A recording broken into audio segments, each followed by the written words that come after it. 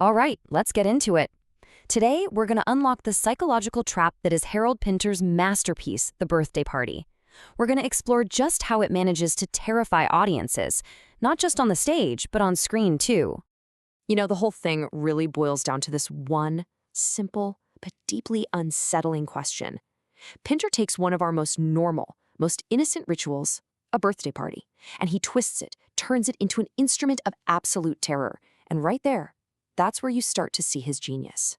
And this is the core of what he created. See, Pinter didn't just rate thrillers. He basically pioneered a whole genre called the Comedy of Menace. It all kicks off with something totally familiar, totally mundane, like a little chat about cornflakes. But then this unspoken dread just seeps in. It turns everyday conversation into a weapon. So how did he do it? How did he pull it off? To find out, we really have to look at the man who built this psychological trap in the first place. And that man, of course, was Harold Pinter. His style was so unique, so him, that it actually created its own adjective, Pinteresque. Pinter's whole worldview was really forged in the chaos of World War II. As a Jewish kid growing up in London, he lived through the Blitz, and he faced anti-Semitism head-on. These early run-ins with random, arbitrary violence, this idea that safety is just a complete illusion, well, that became the bedrock of his work. It's pretty ironic that when The Birthday Party first came out, it was a total flop, only to be recognized, way later as the masterpiece it is. Pinter just completely revolutionized dialogue, because in his plays, what isn't said is way more important than what is. A pause isn't just a beat. It's an active, tactical weapon.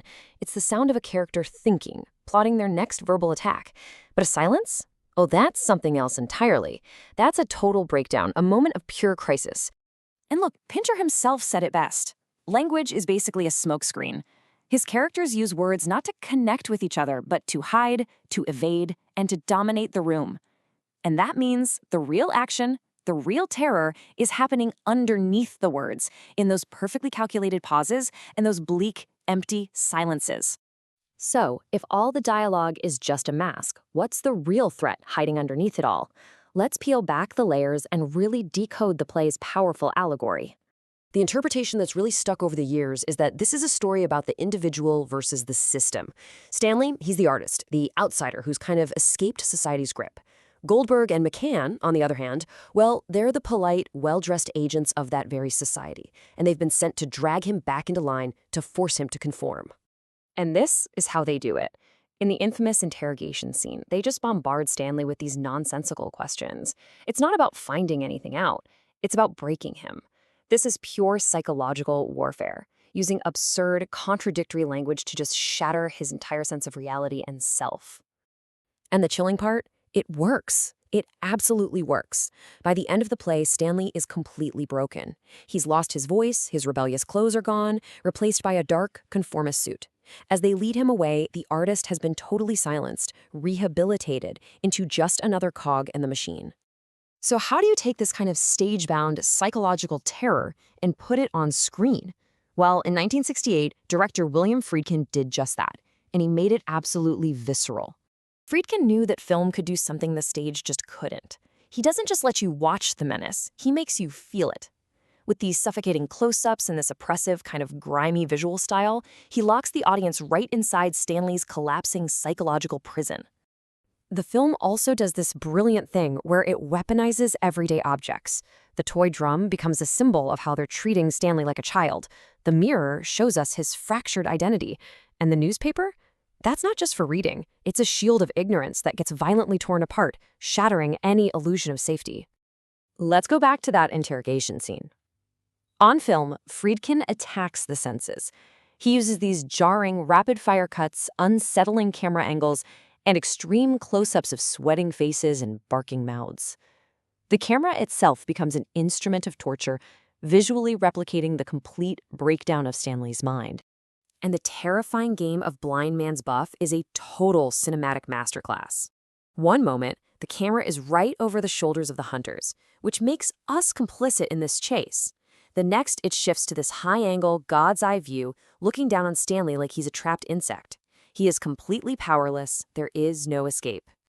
So why does a story that's nearly 70 years old still feel so immediate, so damn frightening? Because its central message is an enduring warning for all of us. Years later, in his Nobel Prize speech, Pinter connected his work directly to politics. He questioned how power uses language to obscure the truth and keep citizens in a state of ignorance. The birthday party is really the dramatic embodiment of that question. What happens when truth itself is twisted into a weapon to be used against the individual? Stanley Weber belongs in a truly terrifying lineup of characters. Like Kafka's Joseph K. or Orwell's Winston Smith. He's a victim of an authority that doesn't just want your obedience, it demands your very soul. Kafka's victim is executed, Orwell's is broken into loving his oppressor. But Pinter's victim suffers this other awful fate, the complete dismantling of the self, until there's nothing left but silence. And so we're left with one final chilling question.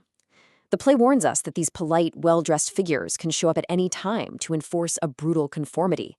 It forces us to ask ourselves, in a world where language is constantly used to manipulate and obscure the truth, who exactly is knocking at our door today?